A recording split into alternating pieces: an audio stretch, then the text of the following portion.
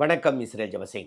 Donald Trump யுஎஸோடைய president 23 மணி நேரம் ஃப்ளைட்டில் ட்ராவல் பண்ணிட்டு அப்புறம் கோலாலம்பூரில் இறங்கினார்.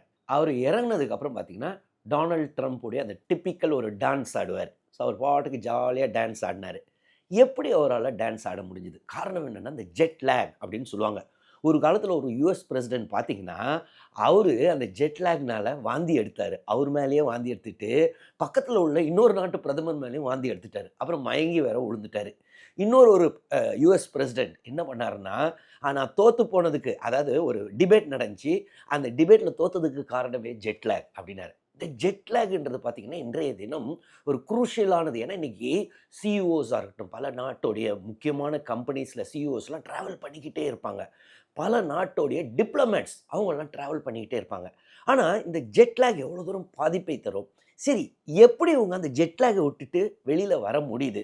குறிப்பாக இந்த வேர்ல்டு லீடர்ஸ்லாம். இப்போ நம்ம நாட்டு பிரதமர் கூட பார்த்தீங்கன்னா நிறையா ட்ராவல் பண்ணுவார். அவரு என்ன சொல்லியிருக்காரு? தான் எப்படி ஜெட் லேக்கை மேனேஜ் பண்ணுவாருன்னு. ஸோ இதை பற்றிலாம் இந்த வீடியோவில் நம்ம பார்ப்போம்.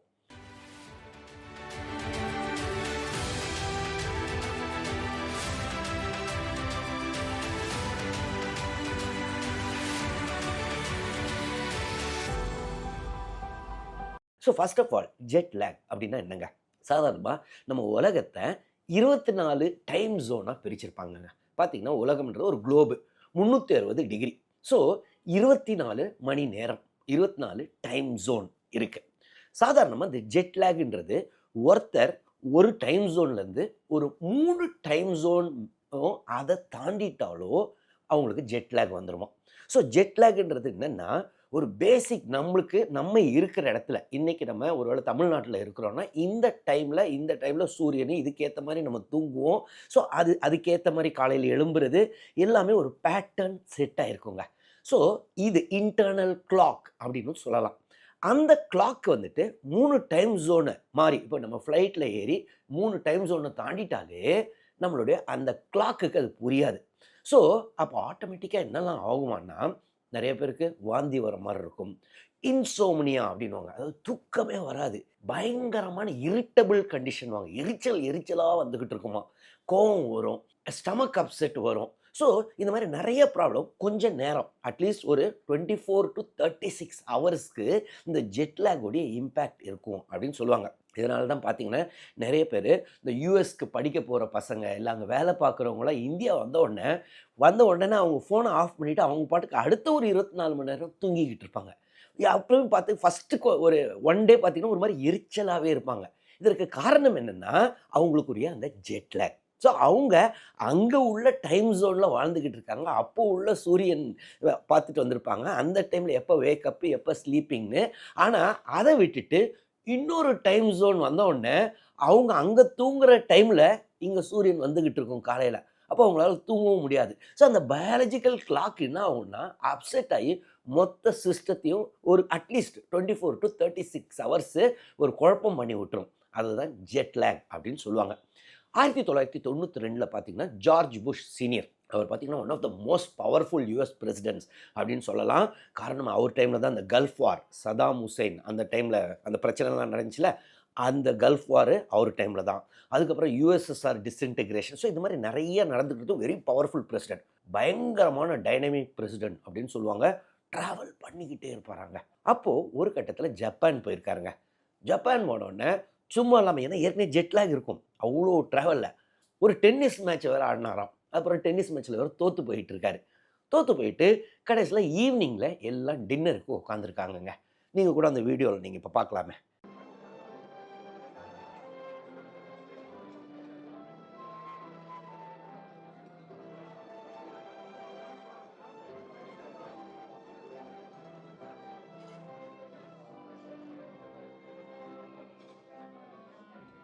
ஸோ இதை பார்த்தீங்கன்னா என்ன நடந்திருக்குன்னா, அவர் வந்துட்டு அந்த ஜெட் லேக் இம்பேக்ட் அப்படியே உட்காந்துக்கிட்டே இருந்திருக்காரு. ஒரு கட்டத்தில் நீங்களே பார்த்துருப்பீங்க. அப்படியே சரிவார், அவர் மேலேயே வாந்தி எடுத்துட்டாரு. பக்கத்தில் இருந்த ஜப்பான் பிரதமர் மேலே வாந்தி எடுத்துட்டாரு. யோசிச்சு பாருங்க, ஒரு யுஎஸ் பிரசிடென்ட்டு வந்துட்டு அடுத்த நாட்டு பிரதமர் மேலே வாந்தி எடுக்கிறது. காரணம் ஜெட் லேக். கடைசியில் அவர் என்ன சொன்னார்? எனக்கு ஸ்டமக்கில் ஒரு ப்ராப்ளம் இருந்துச்சு அப்படின்னு சொன்னார். இன்னொன்று, அந்த டென்னிஸ் மேட்சை தோத்துட்டார். அவங்க ஒய்ஃப் அதுக்கப்புறம் வந்து சொன்னாங்க, சரி அவர் டென்னிஸ் மேட்சை தோத்துட்டார் இல்லைங்க, அந்த கவலையில் தாங்க இந்த பிரச்சனை வந்துருச்சு அப்படின்னு சும்மா காமெடி மாதிரி பண்ணாங்க. ஆனால் அந்த ஜெட்லாகோடைய இம்பேக்ட் அவ்வளோ தூரம் இருக்கும். இன்னொரு இது பார்த்தீங்கன்னா, டுட்டர்டே அப்படின்றவர், அவர் பிலிப்பைன்ஸோடைய பிரசிடெண்ட்டாக இருந்தார் 2016. அவர் வந்துட்டு பிலிப்பைன்ஸ்லேருந்து பெருவுக்கு போகிறார். ஸோ பிலிப்பைன்ஸ்லேருந்து பெருனா பசிபிக் ஓஷனை மொத்தத்தையும் தாண்டி போகணுங்க. ஸோ அவர் தாண்டி போனோடனே அந்த பெரு கோஸ்ட்டில் அப்போ எதுக்காக போனாருன்னா, Asia Pacific economic cooperation meeting. So பார்த்தீங்கன்னா எல்லாம் ஃபோட்டோ ஷூட்டுக்கெலாம் ரெடி ஆகிறாங்க, அங்கே எல்லாம் சாப்பிட்றாங்க, எல்லா பிரசிடென்ட்டு, பிரைம் மினிஸ்டரு, அதை அட்டன் பண்ணுறவங்களாம். இவர் கொஞ்ச நேரம் இப்படியே இருப்பார், அப்படியே கையை தூக்கிட்டு திடீர்னு காணாமே போயிட்டார்.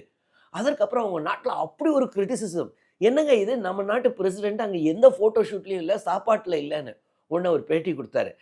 ஆக்சுவலாக வந்துட்டு ஜெட்லாக்லாம் மாட்டிக்கிட்டேன், அங்கே போயிட்டு அசிங்கப்படக்கூடாதுன்னு நினச்சேன், அதனால தான் அப்படின்னு சொல்லி ஒரு பேட்டியை கொடுத்தாரு. கொடுத்து கொஞ்ச நேரத்திலே பார்த்தீங்கன்னா அவங்க நாட்டில் திருப்பி அப்போசிஷன்லாம், ஏங்க ஒரு ஜெட்லாகை கூட மேனேஜ் பண்ண தெரியாதா நம்ம பிரசிடென்ட்டுக்கு, நம்ம நாட்டு வரி பணத்தில் அவ்வளோ தூரம் போயிட்டு ஜெட்லாக்ன்றாரும் பயங்கரமான கிரிட்டிசிசம் வந்தோடனே டக்குன்னு பிளேட்டை திருப்பி போட்டாருங்க. என்ன சொன்னார், ஆக்சுவலாக ஜெட்லாக்லாம் கிடையாது, உண்மை என்னென்னா எனக்கு ஒபாமா மேலே, ஏன்னா ஒபாமா தான் இப்போ பிரசிடெண்ட்டாக இருந்தார், ஒபாமா மேலே கோவப்பட்டுருவோன்னு எனக்கே ஒரு பயம் வந்துருச்சுங்க, அவர் ரொம்ப எரிச்சல் பண்ணிக்கிட்டு இருந்தார், அதனால ஜெட்லாக்னு சொல்லிட்டு நைஸாக தப்பிச்சிட்டேன் அப்படின்னு சொன்னார். ஆனால் உண்மை காரணம் என்னவானா ஜெட்லாக் தானா. இன்னொன்று பார்த்தீங்கன்னா, போன வருடம் அப்போதைய யுஎஸ் பிரசிடெண்ட்டான ஜோ பைடன், அவரும் வந்துட்டு டொனால்ட் ட்ரம்ப்புக்கும் அட்லாண்டாவில் ஜூன் மாதம்னு நினைக்கிறேன், அந்த ஃபஸ்ட்டு வந்துட்டு அந்த பிரசிடென்ஷியல் கேண்டிடேட்ஸ் வந்துட்டு டிபேட் நடத்துகிறாங்கங்க. ஸோ இவர் வந்துட்டு அப்போ பிரசிடெண்ட்டாக இருந்தார், டொனால்ட் ட்ரம்ப்பு அப்போசிஷன் ரிப்பப்ளிக்கன் பார்ட்டியோடைய கேண்டிடேட்டாக இருந்தார். அந்த டிபேட் பார்த்தீங்கன்னா படு மோசமாக இருந்திருப்பார். நான் 2020 டிபேட்டையும் நான் பார்த்துருக்கேன். அப்போ வந்து இந்த கோவிட் டைமில் அப்போவும் இவங்க 2 பேருக்கு தான் நடந்துச்சு. ஆனால் அந்த டைமில் பார்த்தீங்கன்னா ஜோ பைடன் அவ்வளோ அருமையாக பண்ணியிருப்பார். ஆனால் இந்த இதில் பார்த்தீங்கன்னா ரொம்பவே மோசமாக இருந்துச்சு.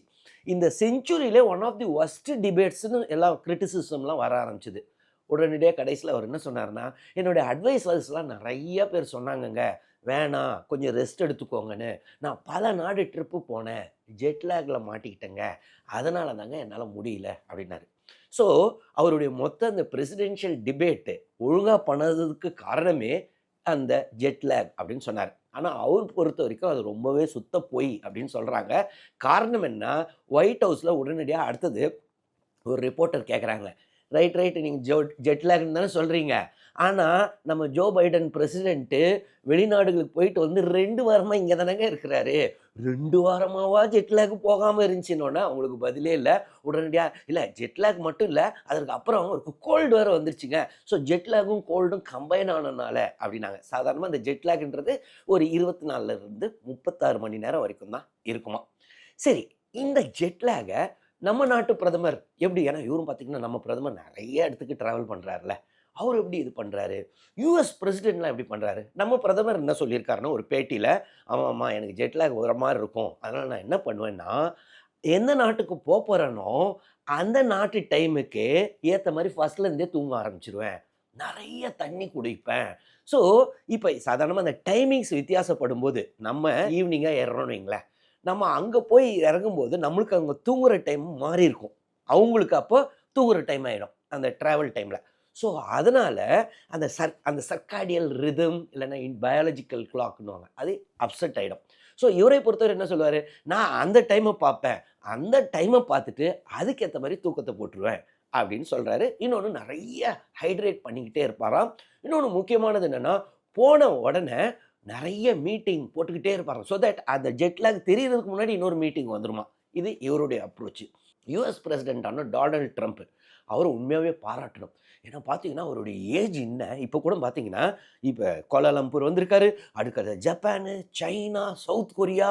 ஆனால் போனோடனே அந்த ட்ரம்ப் டான்ஸு நீங்கள் கூட அதை பாருங்களேன், ரொம்ப நல்லா இருக்கும்.